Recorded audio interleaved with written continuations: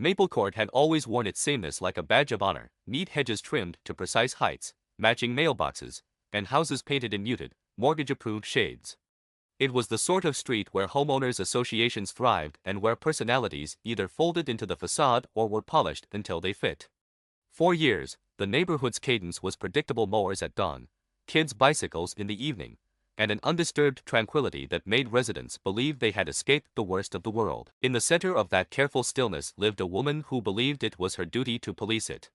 Evelyn Crane had moved to Maple Court at the height of her career as a prosecutor's assistant and never left the authority behind. She carried her habit of enforcement into retirement like a talisman, adopting the mantle of self-appointed arbiter of propriety. Under her stewardship, the HOA had become less a community organization and more an instrument of her personal standards. Evelyn's method was relentless: a camera here, a complaint there, a discreet letter slipped into a mailbox at dawn. She cherished that small power, the ripple of control that followed each signed notice. Across the street lived the kind of person Evelyn suspected but never quite understood, a quiet man who kept to himself. He had arrived with minimal fanfare, a moving van, on a Tuesday afternoon, a polite handshake offered and accepted in a low voice that made neighbors call him the quiet guy long before they knew his name. He was older than most of the newcomers, with a deliberate gait and a habit of tending to his porch plants at dusk. He never hosted parties, never made noise past a respectable hour, and never left toys or trash where they might attract Evelyn's attention. His mailbox held polite, stamped envelopes. He smiled briefly, nodded when passing, and otherwise lived in the sort of anonymity Evelyn found intolerable. Evelyn's first complaint was the least dramatic of the many she would eventually file, a shadow over the curb that she deemed an improperly stored recycling bin. The notice was terse and signed in her neat, uncompromising script. It was received, per the HOA records, and filed away as a minor infraction. The quiet man corrected the supposed offense the next day, placing the bin where it had always been with the deliberate calm of someone who believed in fixing things correctly rather than arguing about them. That should have been the end of it. It was not. The quiet man's habits, so ordinary and precise, seemed to irritate Evelyn in a way common sense could not explain. She began to notice other minutiae: the color of his mailbox, the specific angle his porch light pointed overnight, the brand of hose reel he used. Each observation birthed a new complaint. The HOA board, composed largely of retirees who valued peace over conflict, processed her notices in weary batches, issuing courtesy warnings that read more like teacherly advice than legal action. Most residents took such notes as an inconvenience. Heaped together, Evelyn's efforts felt like persistent harassment, but the neighborhood's fear of involvement meant the notices rarely transformed into real consequences. The quiet man never reacted publicly. When an email came, always polite, always measured, he would address the cited issue and move on. He kept copies of every notice, every photograph Evelyn submitted, and filed them into a gray binder that sat on his kitchen table like a quiet testament to endurance. He did not post on social media, he did not rally neighbors, and he certainly did not confront Evelyn in her driveway. He preferred to respond with clarity and facts, not the flair of the dramatics Evelyn sought. It was this very absence of dramatic defense that made Evelyn more audacious. She had tasted the rush of control and found it addictive. If one complaint yielded correction, then 100 could yield domination. She began to escalate in subtle ways: anonymous calls to the HOA claiming unreported violations, photocopied flyers slipped under doors warning of unseen infractions, and a petition that gathered signatures from those too embarrassed to admit they had signed simply to avoid becoming the next target. The petition demanded uniform enforcement and, under Evelyn's suggestion, asked the board to adopt stricter penalties for repeat offenders. The quiet man, always precise, responded only when necessary. His responses were written in a tone that suggested he believed the world operated through rules and statutes, not influence and rumor. He produced receipts for legal landscaping, municipal codes for mailbox sizes, and archived photographs showing his property in conformity for years. Each time, Evelyn's claims dissolved into the ledger of his compliance, but never quite into shame. Instead, she treated every victory of his as an affront, proof that the system could be gamed by those who refused to bend to her will. The neighborhood, in turn, watched the slow escalation with a mix of curiosity and malaise.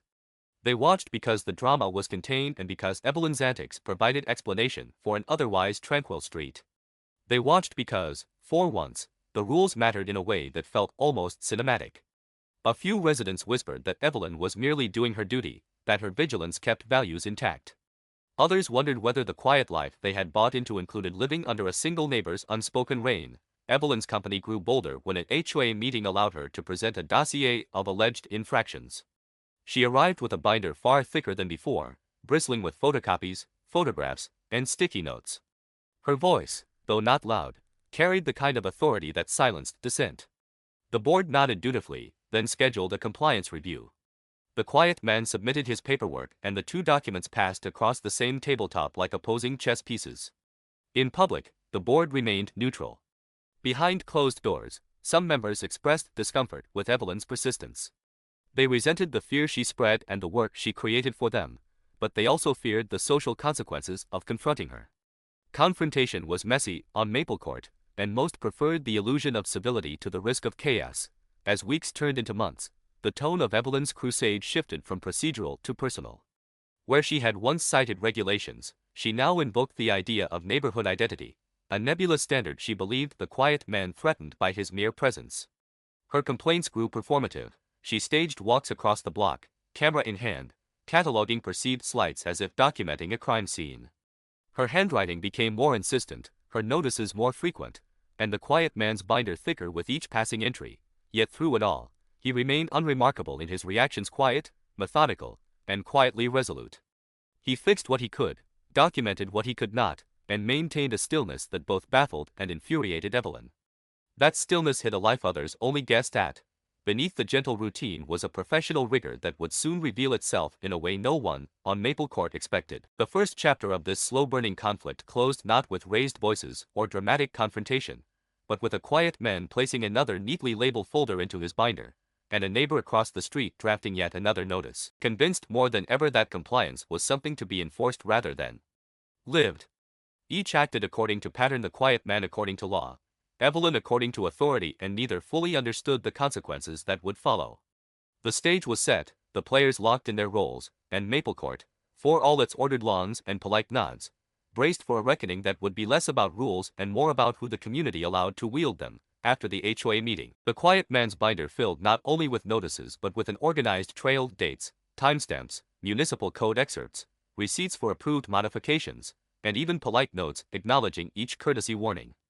The binder sat on his kitchen table like a map of a slow, deliberate strategy. He added a new tab that week labeled E. Crane, and beneath it he placed copies of every complaint she had ever filed. Recording didn't mean surrender, it meant preparation. He believed in the force of facts, arranged and presented, and in the idea that order could calm the most restless disputes. Evelyn, for her part, doubled down. Her complaints became more creative, designed less to correct behavior and more to craft a narrative that the quiet man was a repeat offender who skirted the community's standards at will. She began mailing copies of her notices to members of the community who had never asked to see them, attaching hand-scribbled annotations that read like verdicts. The notes implied that her role extended beyond enforcement. She was a custodian of morality, and being on her docket felt like a public censure. People who opened her envelopes glanced at the bold stamps and felt the prickle of being observed. Neighbors started to take sides in hushed tones. Some found Evelyn's vigilance useful, an assurance that Maple Court would remain respectable. Others, weary of the daily drama, found themselves quietly siding with the quiet man, admiring how he refused to amplify conflict. Small acts of solidarity took shape, a lawnmower left idling while the owner pretended to be outside, a woman trimming a hedge near the quiet man's property with exaggerated care when Evelyn walked past. These gestures were small, almost invisible, but they were signs that the community was testing its tolerance for Evelyn's behavior. The quiet man continued his methodical routine. He printed copies of HOA bylaws, circled relevant clauses, and highlighted protections afforded to homeowners. He took photographs of his property at dawn and dusk to show consistent compliance and even installed a discreet security camera to record any unauthorized visits or suspicious activity. He did not want to antagonize, he wanted proof. Evidence, he believed, would speak with authority where words had failed. Evelyn's tactics evolved into a campaign of inconvenience. She filed duplicate notices with slight variations, ensuring more administrative work for both the board and the quiet man. She called in anonymous tips to random city departments' claims of unpermitted work, exaggerated noise complaints, and sometimes even suggestions of neglected maintenance. Each referred agency sent a polite inspector or a courtesy letter. The quiet man responded to each with the same calm documentation, receipts, and the polite offer to comply if a legitimate violation existed. His temper did not flare. His posture did not change.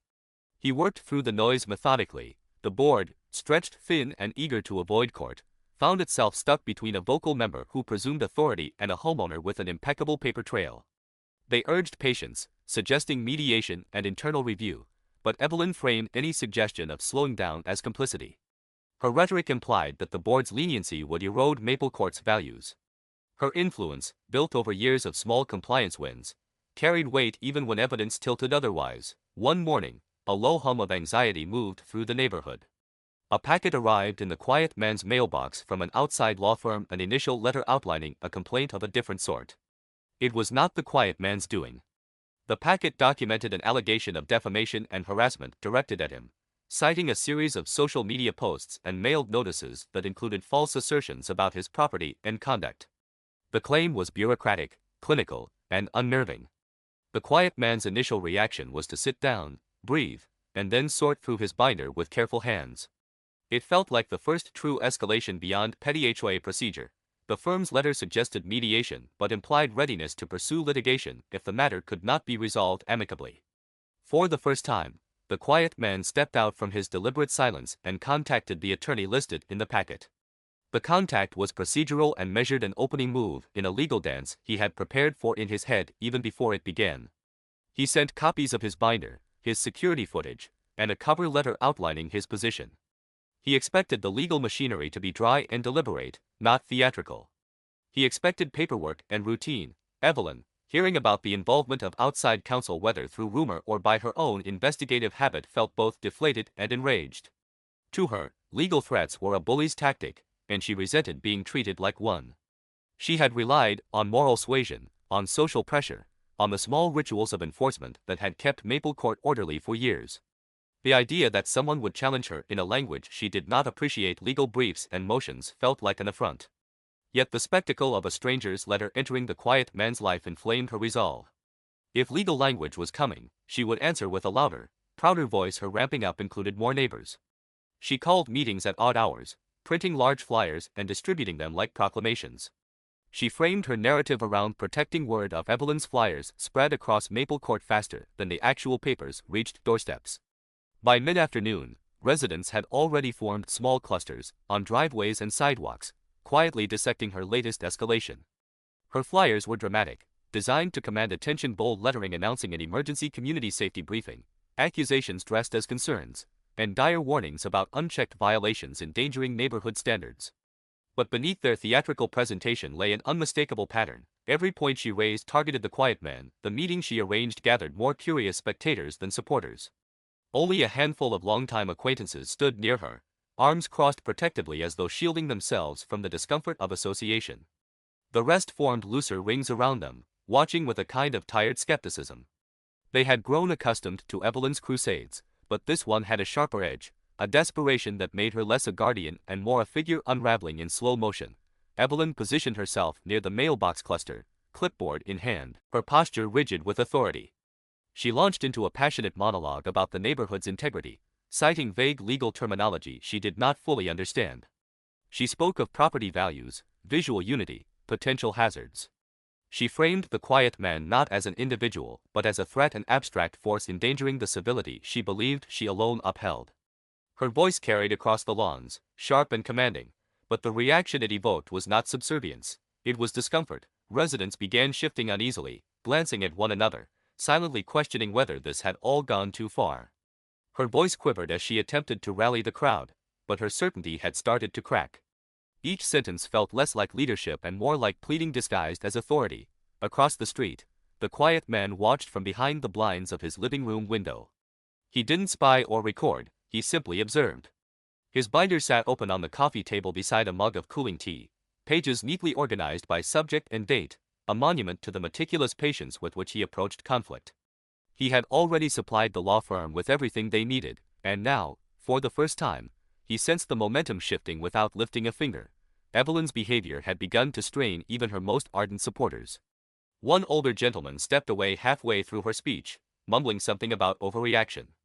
A woman who often joined her morning walks offered a tight smile before excusing herself under the pretense of tending to a forgotten chore.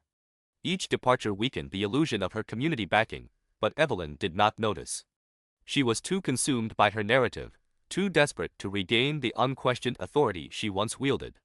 She pressed harder, citing the quiet man's supposed offenses with manufactured urgency, unaware that her credibility was dissolving with every exaggerated claim. Eventually, her tirade exhausted itself.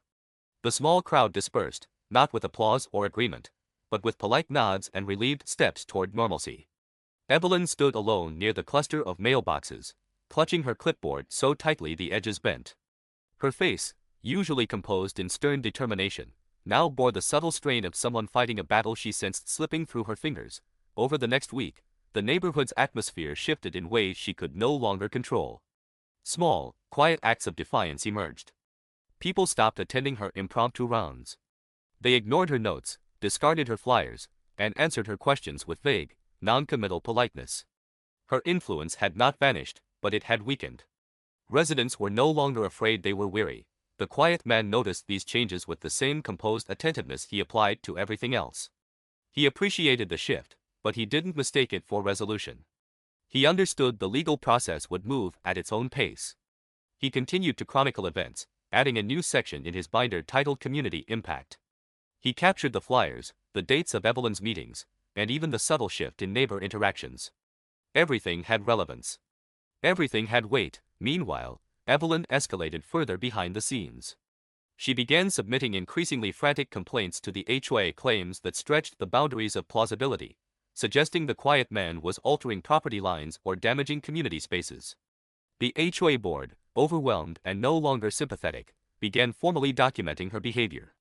Private discussions among board members shifted tone, and the once unthinkable option of disciplinary action against her quietly entered their conversations. Then came the moment that changed everything. One evening, long after most porch lights had dimmed, Evelyn approached the quiet man's property again. This time she carried a tape measure and a flashlight, her movements cautious and twitchy. She crept onto the edge of his lawn, positioning the tape measure along the boundary line as if conducting a self-authorized inspection. She scribbled notes, muttering to herself with increasingly frantic gestures. She failed to notice the small security camera mounted beneath the quiet man's gutter, silently capturing her trespass. The footage was clear. Her intent was unmistakable. The quiet man saved the clip, placing it in a separate digital folder synced with his binder notes. He didn't react outwardly, but the footage marked a shift. Up until that moment, Evelyn's harassment had been documented as overreach. Now, it had crossed into unlawful territory, trespassing, harassment, and a pattern of malicious intent. 2 days later, a thick envelope arrived at the quiet man's door. He opened it calmly, scanning the letter inside. The legal firm had completed its review. They proposed a course of action both firm and measured: the cease and desist order, a formal complaint filed with the HOA's oversight committee, and, if necessary, a pursuit of civil damages for harassment and defamation. He read the letter twice. The terms were fair. The consequences were clear. It was time to act, but before he responded, something unexpected occurred. The HOA board called an emergency hearing. Rumors spread quickly. Neighbors whispered about Evelyn's latest trespass, about a complaint she had filed that contradicted previous claims, about a board member who had grown tired of the constant barrage. For once, the focus of scrutiny wasn't the quiet man, it was Evelyn herself. The quiet man attended the meeting with the same calm presence he always carried. He arrived early, took a seat near the back, and listened quietly as the room filled with residents, board members, and even a few unfamiliar faces who had heard whispers of the conflict. Evelyn entered with her usual stack of documents, but her posture betrayed a rare uncertainty. She did not command the room as she once did. Her arrival wasn't greeted with nods of respect, but with averted gazes and tight expressions. When the board began the hearing, their tone was different, firmer, more direct. They did not invite Evelyn to present her complaints. They invited the quiet man to speak first. He stepped forward, binder in hand, the weight of months of harassment distilled into an organized ledger of evidence, and for the first time, the entire neighborhood was about to see the quiet man not as a passive observer, but as the attorney he had always been. The quiet man approached the front of the room with a calm that contrasted sharply with the tension gathering in the HOA meeting hall. His binder, thick with meticulously organized documentation, rested in his hand like a silent declaration. Residents leaned forward, some out of curiosity, others out of guilt, and a few with a lingering fear of Evelyn out of quiet dread. They had never seen him speak at a meeting, never seen him assert anything more forceful than a polite nod. Now, he stood ready to present months of evidence in a room that had grown weary of Evelyn's theatrics. He did not raise his voice, because he did not need to. His presence alone was enough to command attention. He placed the binder on the table, opened it, and spoke with a tone that was steady, deliberate, and unmistakably professional. What followed was not a rant or an emotional plea, but a precise and compelling narrative built on dates, documents, photos, recordings, and the very complaints Evelyn had filed in her fervor for control. He presented each notice she had submitted, pairing it with evidence of compliance. He pointed out inconsistencies claimed she had contradicted in later complaints, accusations disproven by timestamps and municipal guidelines. He included her flyers, her petitions, and the increasingly frantic correspondence she had forced upon the board. Then, with measured cadence, he introduced the security footage showing Evelyn on his property at night, tape measure in hand, flashlight sweeping across his lawn in unmistakable trespass. The room, once shifting with murmurs, now sat frozen in silence. As he continued, the picture he painted was not of a nuisance neighbor, but of a systematic pattern of harassment, persistent, escalating, and ultimately unlawful. He never raised his voice, never indulged in spite, but his words carried the weight of someone deeply familiar with legal structure and accountability. Each document he cited, each law he referenced, revealed the truth. Evelyn had never suspected the quiet man on Maple Court was a high-powered attorney specializing in civil litigation. By the time he concluded his presentation, even the board, long overwhelmed by Evelyn's relentless barrage, seemed visibly shaken. They had known he was articulate, polite, and thorough, but they had never grasped the full extent of his professional authority. Nor had they anticipated the sheer volume of evidence he had calmly collected over months of targeted harassment. When he stepped back, returning to his seat, the shift in the room was palpable. Residents stared at him with new understanding. Some exchanged furtive glances, as though piecing together months of hindsight. A few even looked relieved, sensing the beginning of an end to the chaos Evelyn had sown into their peaceful block. Then came Evelyn's turn. She approached the table visibly shaken, her usual confidence shattered. Her clipboard trembled in her hands. She attempted to regain her authoritative tone, but her voice wavered with each sentence. She accused the quiet man of exaggeration, framed her actions as civic duty, and invoked community standards as a shield against accountability. But without her usual momentum, her claims faltered. Everything she said fell flat against the mountain of evidence he had placed before the board. Her narrative no longer held weight. Her role as Maple Court's enforcer had dissolved into something smaller, pettier, and far more transparent. When the board asked about the trespass, she stuttered, offering contradictory explanations, first that she had been invited onto the property, then that she had misjudged the boundary, then that she was performing routine community inspection. None of these arguments held against the clear video evidence. The HOA's attorney, present for the first time in months, reviewed the binder carefully. When he spoke, his tone was clipped and professional.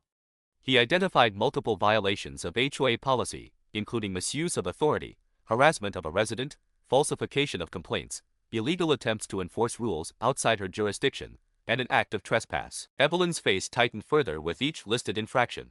The board recessed briefly to confer, though their decision had become evident the moment the attorney finished his evaluation. When they returned, the head of the HOA, normally polite to the point of timidity, read their ruling with deliberate clarity. Evelyn was stripped of every position she held within the HOA. She was banned from submitting complaints except through a formal, verified process. She was prohibited from conducting any form of observational rounds. She was issued an official cease and desist notice from both the HOA and, separately, from the quiet man's legal counsel. And worst of all for her, the board intended to pursue a formal review of her conduct at the annual general meeting, a review that could result in removal from the community if the majority voted in favor. The noise in the room shifted instantly. Some gasped. Some exhaled in relief. Others whispered in disbelief that the person who had once controlled the street with a clipboard and a cold smile was now being held to the same rules she weaponized. Evelyn stood frozen, unable to respond. For years, she had ruled Maple Court through intimidation disguised as order. Now, her authority, reputation, and influence had crumbled in a single meeting. Her clipboard hung loosely in her grip, suddenly reduced from a symbol of control to a meaningless slab of plastic. She left the meeting early, hurrying past neighbors whose eyes avoided hers and whose posture no longer suggested deference. For the first time, she felt the chill of being alone on a street she once believed she controlled. In the following days, the neighborhood transformed. Residents walked more freely, no longer glancing over their shoulders for Evelyn's surveillance. Children played noisily without fear of a complaint. Lawns grew a half-inch longer than her preferred length, and no one cared. In subtle ways, Maple Court breathed again. As for the quiet man, he returned to his peaceful routine. He tended his plants in the evening. He walked his dog. He spoke more to neighbors, gentle conversations about ordinary things. He didn't boast, didn't linger in victory, didn't attempt to wield the respect he had subtly earned.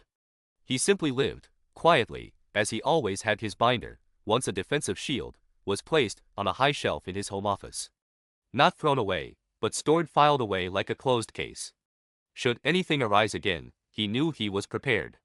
But he sensed the neighborhood had changed enough that the binder might gather dust. For years, Evelyn remained in her home for a while, curtains drawn, rarely stepping outside. The power she once wielded over the neighborhood evaporated, leaving her with the stark discomfort of being just another resident. Some said she eventually put the house on the market. Others believed she stayed, humbled and quiet. But what mattered was that her reign had ended not with a dramatic clash, but with the steady precision of a man who understood that silence, paired with strategy, could be louder than any outburst. Maple Court returned to the peace it had known before Evelyn's crusade.